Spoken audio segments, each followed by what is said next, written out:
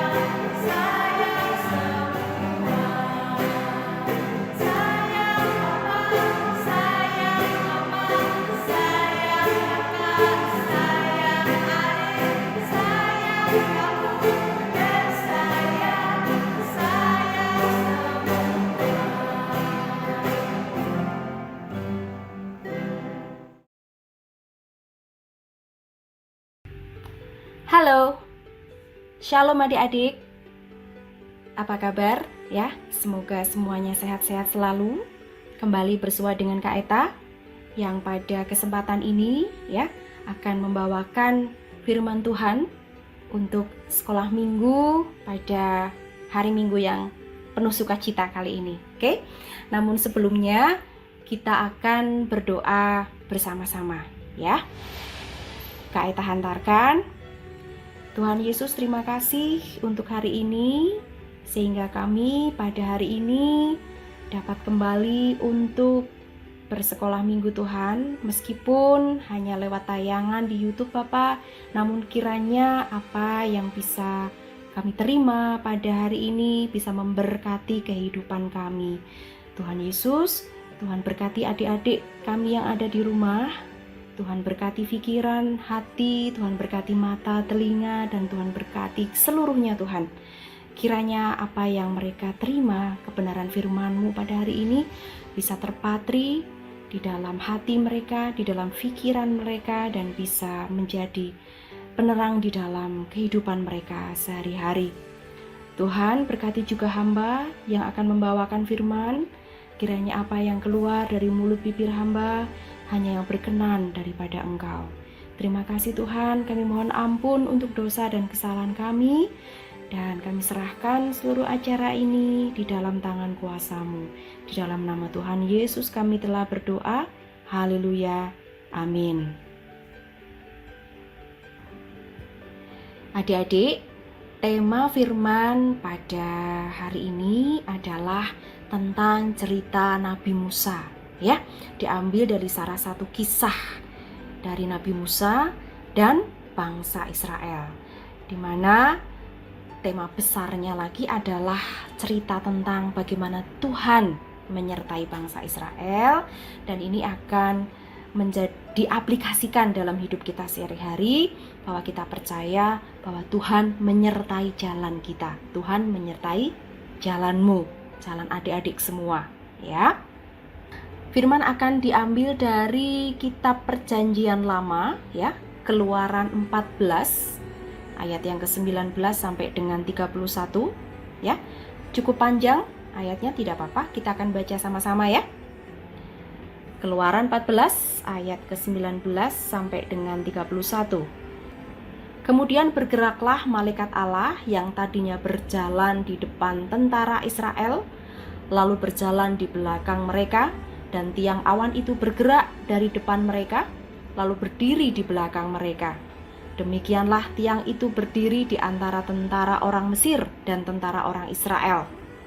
Dan karena awan itu menimbulkan kegelapan, maka malam itu lewat sehingga yang satu tidak dapat mendekati yang lain semalam-malaman itu. Lalu Musa mengulurkan tangannya ke atas laut, dan semalam-malaman itu Tuhan menguakkan air laut dengan perantaraan angin timur yang keras, membuat laut itu menjadi tanah kering, maka terbelahlah air itu. Demikianlah orang Israel berjalan dari tengah-tengah laut di tempat kering, sedang di kiri dan di kanan mereka, air itu sebagai tembok bagi mereka. Orang Mesir mengejar dan menyusul mereka. Segala kuda Fir'aun keretanya dan orangnya yang berkuda sampai ke tengah-tengah laut. Dan pada waktu jaga pagi, Tuhan yang di dalam tiang api dan awan itu memandang kepada tentara orang Mesir, lalu dikacaukannya tentara orang Mesir itu. Ia membuat roda keretanya berjalan miring dan maju dengan berat, sehingga orang Mesir berkata, "Marilah kita lari meninggalkan orang Israel, sebab Tuhanlah yang berperang untuk mereka melawan Mesir." Berfirmanlah Tuhan kepada Musa, "Ulurkanlah tanganmu ke atas laut supaya air berbalik meliputi orang Mesir, meliputi kereta mereka dan orang mereka yang berkuda." Musa mengulurkan tangannya ke atas laut, maka menjelang pagi berbaliklah air laut ke tempatnya.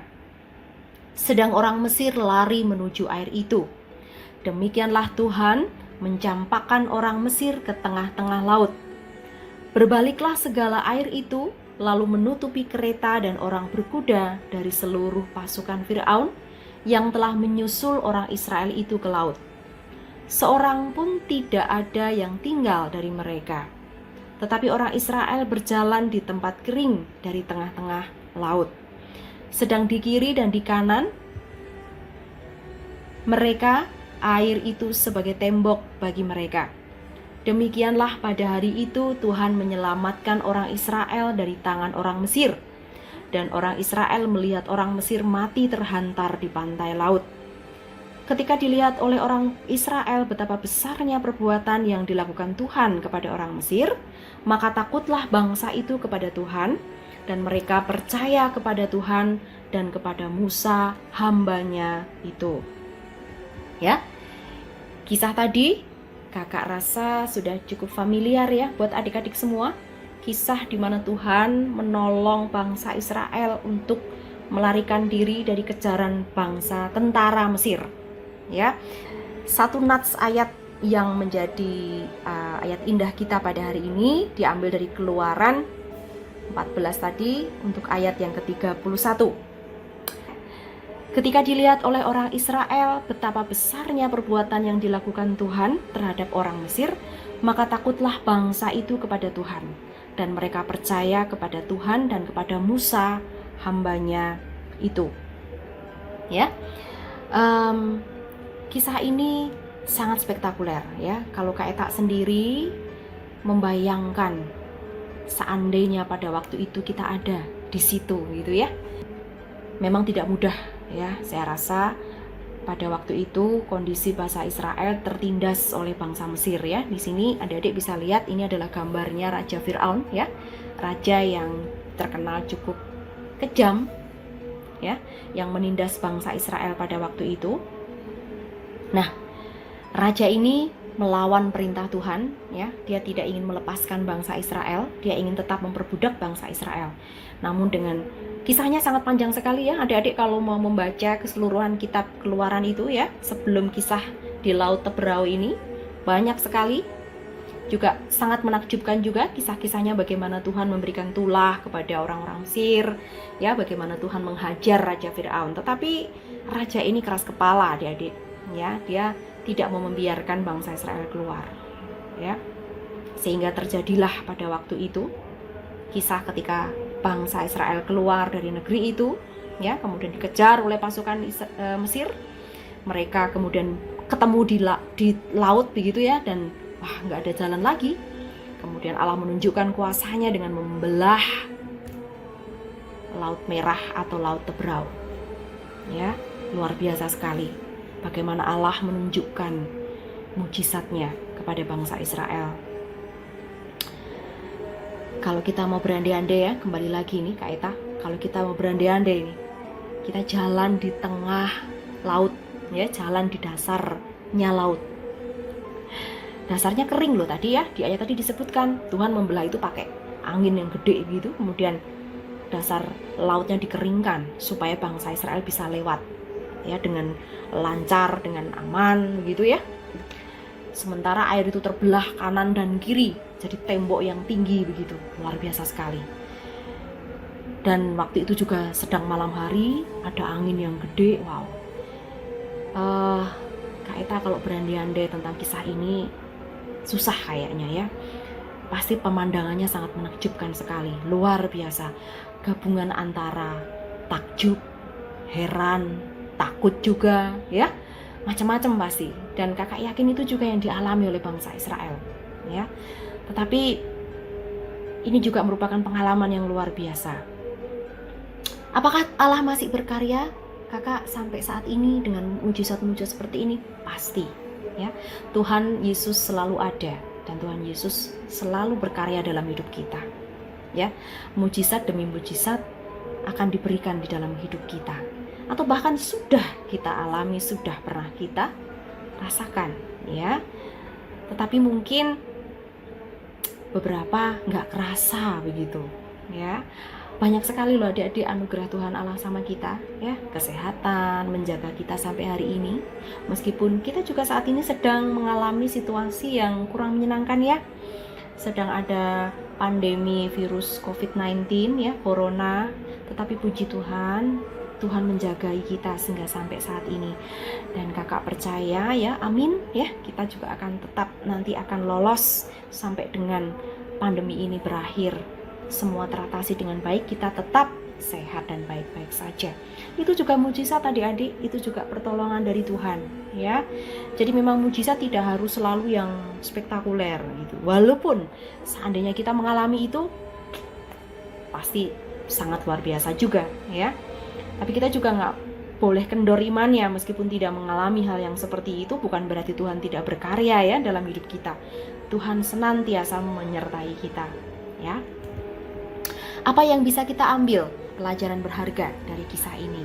Yang pertama, Firaun dan pasukannya penuh kebencian dan kemarahan berperang melawan Tuhan ya. Kemudian tokoh yang kedua atau komunitas yang kedua adalah Musa dan bangsa Israel. Mereka adalah komunitas sekelompok orang yang lemah dan tidak berdaya ya. Mereka bukan pasukan bersenjata begitu ya, tetapi mereka setia dan percaya kepada Tuhan. Nah, apa yang terjadi? Ini dua pihak, beda kekuatan, beda sikap. Nah, yang satu penuh dengan kemarahan, kebencian melawan Tuhan, yang satu lemah tetapi setia dan percaya kepada Tuhan. Yang terjadi ini adik-adik, ternyata kemarahan dan kebencian itu berujung pada kerugian diri sendiri dan kebinasaan. Sementara percaya dan mengandalkan Tuhan akan memperoleh pertolongan Tuhan dan keselamatan. Ya, ini adalah pelajaran berharga yang bisa kita petik, yang bisa kita ambil dari kisah Musa dan bangsa Israel di Laut Teberau ini. Bagaimana Tuhan dengan penuh mujizat dan luar biasa menyertai mereka. Ya, jadi bisa kita simpulkan bahwa Tuhan menginginkan kita, anak-anaknya, untuk tidak diliputi oleh rasa marah. Bagaimana bisa Kak Eta? Kan kadang-kadang kita juga sering ketemu hal-hal yang menjengkelkan, gitu kan ya? Ya, pasti ya.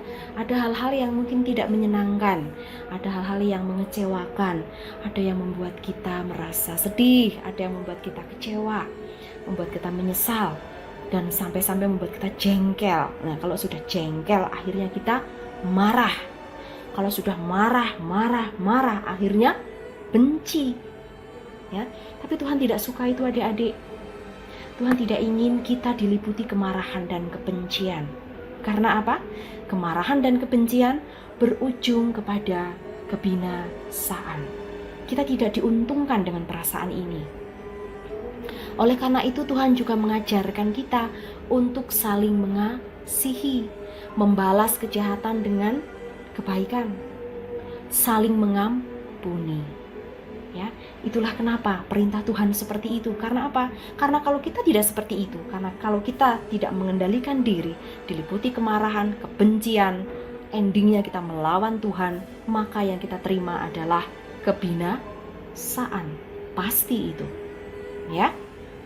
Sebaliknya, jika kita dengan penuh kerendahan hati, ya, jika kita dengan setia, percaya dan mengandalkan Tuhan, maka kita akan memperoleh pertolongan dari Tuhan.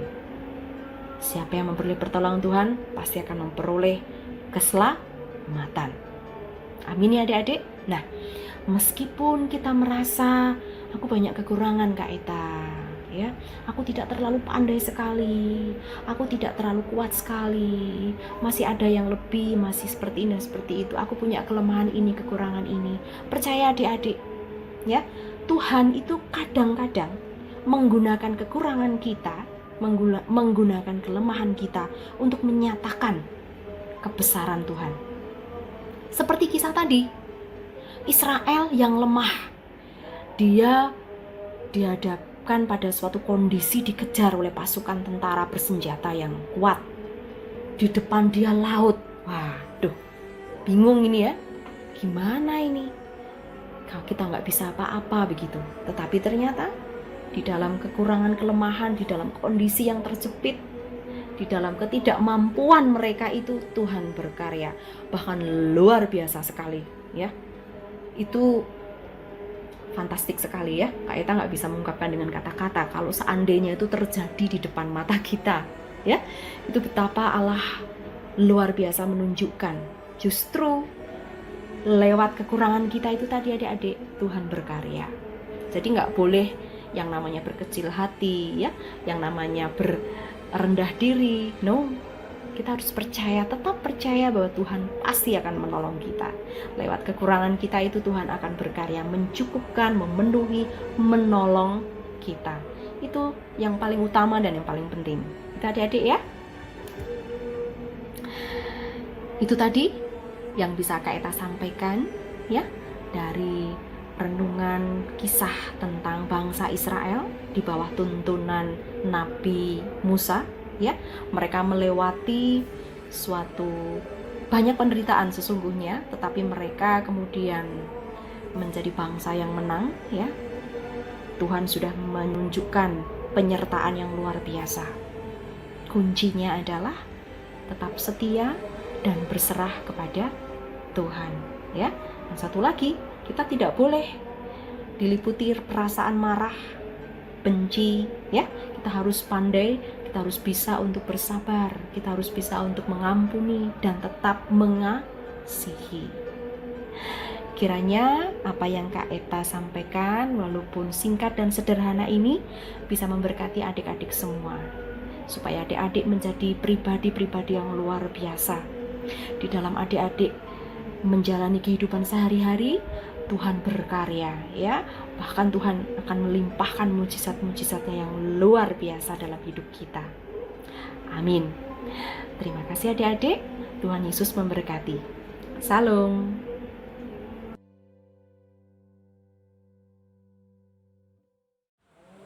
Halo teman-teman.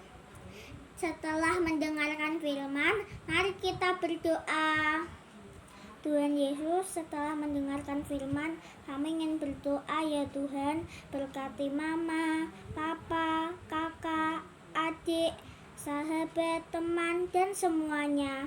Berkati, jauhkan dari mara bahaya ya Tuhan. Lindungi semua ya Tuhan, amin.